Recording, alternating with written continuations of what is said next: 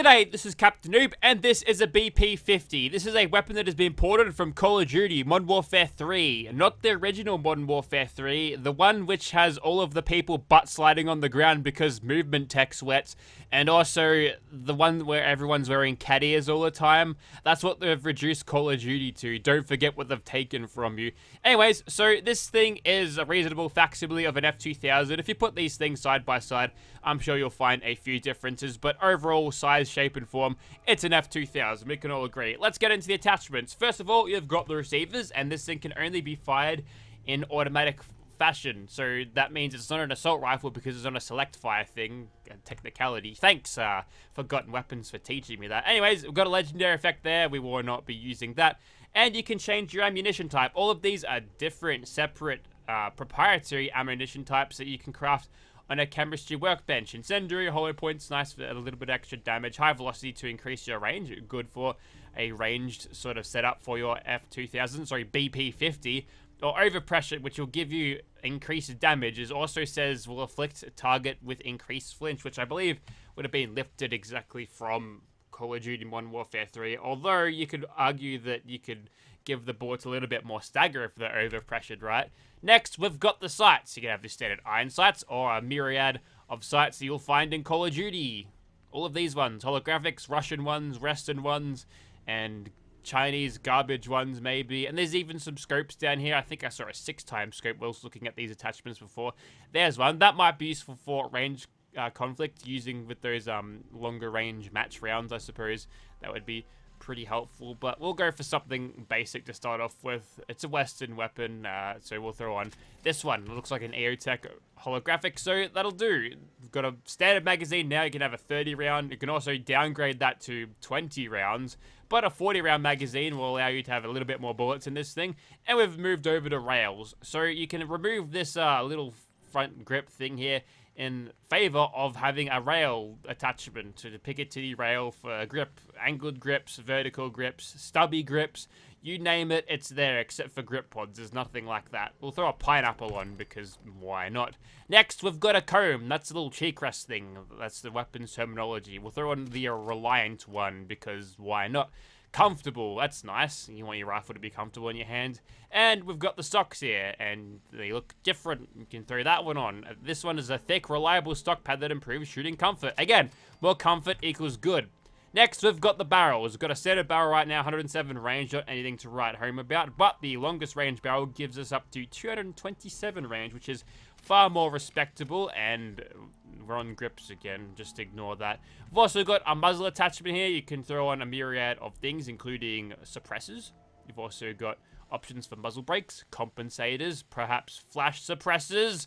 You name it, it's there. There's plenty of things to go on here, so pick what you want, I guess. We'll go for a Harbinger. That's not how you spell Harbinger, but we'll go for that one. D20 is a nice wrapped one, so it won't burn our fingers if we try to remove that if it's all burnt out. This tactical attachment slot allows you to throw on some laser sights to increase your hipfire accuracy in green, blue, or red flavors, not necessarily in that order. Let's go for a nice green one. No, let's go blue. We'll go blue for this one. And we'll move over to the next thing. You can have some grippy tape stuff on your grip. You want to have it hitbox 90 grip tape, throw that on. Helps reduce flinch under fire. I'm sure that's not going to reduce incoming stagger, but that would be cool if it actually did. And we can speed up the animations using fast hands. Training and reloading under pressure has allowed you to reload this weapon significantly faster. No perk requirements there, so that's just a freebie for a faster reload. If you don't like what they've done with the reload animations here, you can have them play super fast, especially if you've got the rapid reload perk like I do, but we're going to be slamming mags in this thing pretty quickly as we go on. I think what's missing here is a attachment slot for the material, so I can make this thing all black instead of this weird green olive color that it's got right now. Not aesthetically pleasing, but overall a pretty cool looking weapon. We'll make a few more and we'll show you how to get them, and then we'll shoot stuff. There's also an extraneous damage slider here, so if you feel like this thing isn't quite doing it for you, you can boost the damage to your satisfaction. Up to 262 damage with non-suppressed version, powerful auto with overpressure rounds. There's also a stock attachment point you can throw on different socks. They all look the same, so pick whatever. I think performance-wise, they're all about the same-ish. There's no indication whether these are different from each other at all, other than extra weight added to the weapon. Scroll down on your chemistry workbench, you'll find weapon BP50, and this subfolder will allow you to create all of these extra rounds, including high-velocity hollow point incendiary overpressured for 10 steel and 10 lead. You get 100 bullets. That's a lot of bang for your buck. And you can also craft these weapons. For Gun Nut Rank 2, these materials and no other extraneous weapons added into that. So that's cool. And we are back. Immersive Gunners Plaza awaits. But first, let's take a quick look at our BP50s. I'm going to struggle not calling these F2000s. I'll tell you that much. But here is what it looks like in first person with its discount AOTech look inside, and there's the reload animations, very, very fast indeed, and the reload animations, they happen in third person too. Also note that holding the foregrip also applies in third person as well, which is really good attention to detail, and the recoil pattern on this thing, fairly predictable as well, so it's going to be a pretty, well, I think it should be a pretty easy, cruisy day here at Gunners Plaza, but we'll take a quick look at the other rifles that I made. This one here is sniper status. It's got an angled foregrip. As you can tell, it's got that ACOG scope, which gives you a little bit of a see-through scope, but also no muzzle attachment, so no suppressors on this particular sniper version, but I've got the high velocity round, so I've got over 300 range on this thing, so when I'm nailing sneak criticals from like where I usually would shoot from, I feel like I'll be getting full damage even though I'm going to be pretty far away. Next, we've got this one. Except for the magazine, this thing is butt-ass naked, as stock as a rock, as stock as you can get, because, well, I don't usually do it, so why not? We'll fill out the unsuppressed automatic slot with this one, which has got very little attachments on it. And lastly, we've got this one. Incendiary bullets, except maybe not. I've got the incendiaries loaded into it, but it appears that the suppressed projectile has overridden that from the suppressor. But this one, a proper sniper status, and for some reason, very shaky. Well, and that's kind of interesting, but we won't be able to use our sniper status one for very long because we're sort of low on the incendiary bullets already. So we'll go for this one. Oh, okay. I see how it is. We're getting straight into it then. We'll just have to wait for later sniper statusing then. We'll just go over to this one then. A little bit of BAFs never hurts us.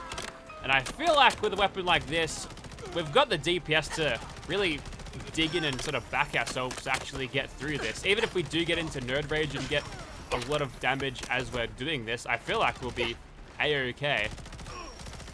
Especially if we're hitting headshots, which, you know, if my aim wasn't so terrible, I'd be hitting them fairly consistently and getting a whole lot of good damage out of it. Normally these guys are pretty stationary unless you stagger them, then they start throwing their body parts around like they're trying to dance on a Saturday night, trying to impress some girl at the club. You know, we've all been there.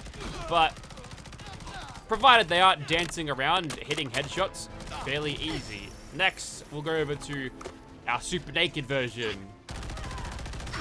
Got a different sound to this one.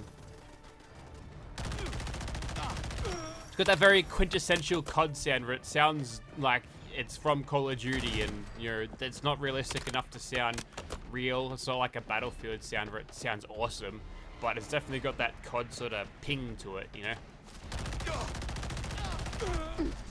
I will say, though, that for some reason, when firing this thing, even at full auto, the reload foley appears to be, or at least sounds to be, about as loud as this thing is whilst firing, which is just weird.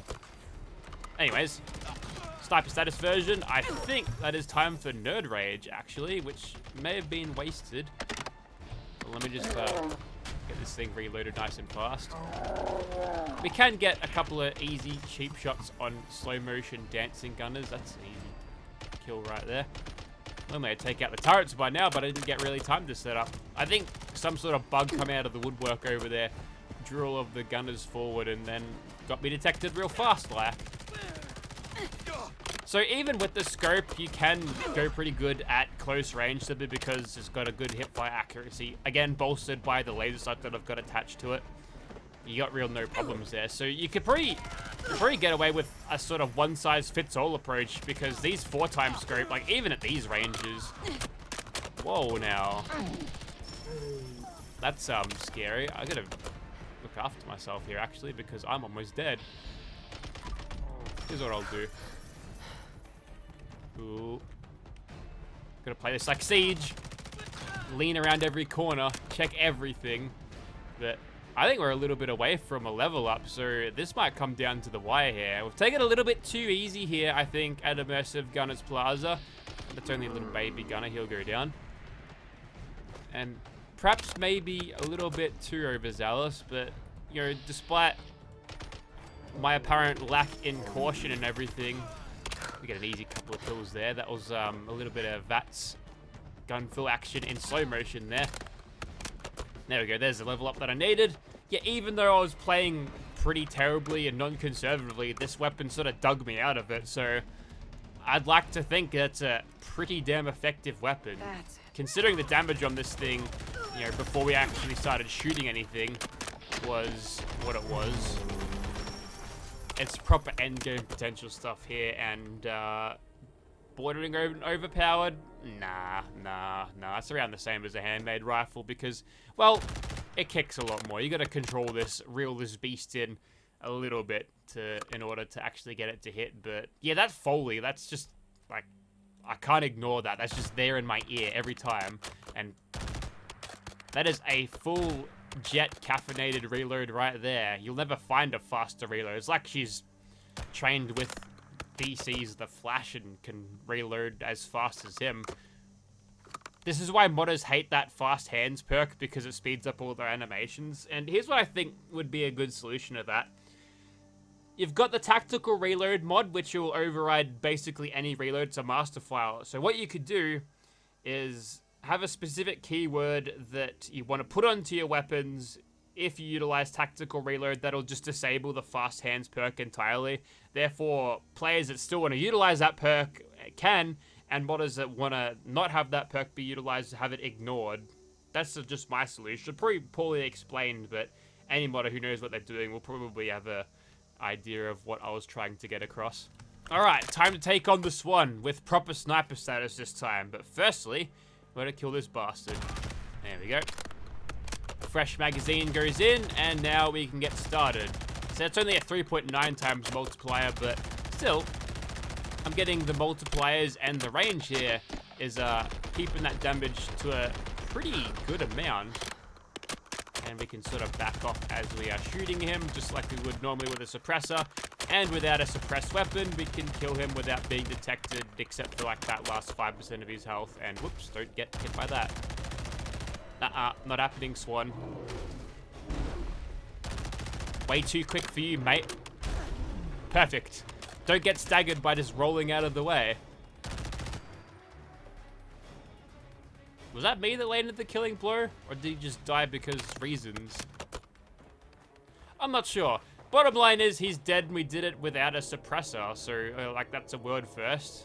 That's the power of high velocity rounds if you want to use this thing and tune it to have the very maximum range. Like these chumps down here. Like 200 damage from all the way back here with sneak criticals. That's pretty good. Even that human who was like a super mutant in disguise went down pretty easy. Anyways, let's move on to the next monster. Maybe this time more of a suppressor emphasis. Honestly, I'm yet to use this thing that much in VATS, so let's do what we did with the MWIII and try a different route. So that'll be a crit. This will be a huge waste of crits, but still. We'll have a little bit of gun food to show for it. Didn't even do that. Okay, what a waste. Oh, there was another bug over there anyway. Maybe we'll just reload here. We'll go for, no, his face, his head, and then we'll have three shots. Ooh, yeah, that's some good damage right there. And before he gets to me, we'll activate BAFs. We've got so much AP regen. Oh, yeah, even run over a mine. That was inconvenient. Now, you could argue overpowered, but you know, the stealth commander weapon, they're always going to be really good. But yeah, that was good. I'm happy. Did pretty well there. Like, over endgame levels of damage. Alright, lastly, look, I think we've figured out that this thing's going to whoop everything's ass, so we'll finish this off by shooting at Rock Lobster. Yes, eat this. And that's it for the sneak criticals. Now is the time to dodge. See what happens when a little bit of a pressure is applied. We'll get through all of these quote-unquote incendiary rounds real fast so we can get into the real meat of this, which is going to be suppressed overpressured rounds, which, to come to think of it, might not be super good for the suppressor, you know, having to, all of that extra gas that it's got to suppress and quieten down, but it'll be good. Looks like the plan of jumping around back and forth and him getting staggered every couple of shots is definitely helpful. Let's add some criticals in the mix, shall we? Try to place them pretty well, and ooh, he's close, but a little clutch stagger there kept him well at bay, and he decided he's not going to hit me yet. Either I'm just dodging perfectly today, or all of these staggers that I'm getting is just completely stopping him. Might be the staggers, you know. Normally, I think you get a little bit of stagger chance for commando-based weapons, but it's never quite that consistent. So, you know, we just crushed it there. We didn't even get hit, despite being in danger for a vast majority of that fight. But I think you get the idea. So this thing, definitely an extremely powerful weapon. I don't think I need to spell that one out for you, but yeah, well, what do you get? A highly accurate weapon, predictable recoil with rounds that, you know, they're fairly cheap to get and even manufacture, provided you've got the right mods or DLC. And it's a weapon that I'm hesitant to say overpowered, but good God, is it powerful. So if you are interested in seeing an F2000 you get, I think there's about 3 of these mods out there already. You've got IceStorm's F2000 made by FX, I think it was. And then this one, which is a COD port, which means slightly different to the rest, but generally it's the same sort of idea when it comes to the, like, it's an F2000, just looks a little bit different, and may not be as lore friendly if you think about it, so there's something you might want to consider whilst downloading this. But if you are interested in downloading this particular mod, check out the link in the description. Oh, the laser sight's weird. It's sort of predicting where I'm going to aim there. Is it attached to the camera or to the gun? Looks more like it's attached to the thing. Also, here's a fun thing. Watch this laser when I hit the scroll button to change between viewpoints. It'll move up and down. Interesting, right? Anyways, I think that's it, especially for that raider. It's definitely it for him.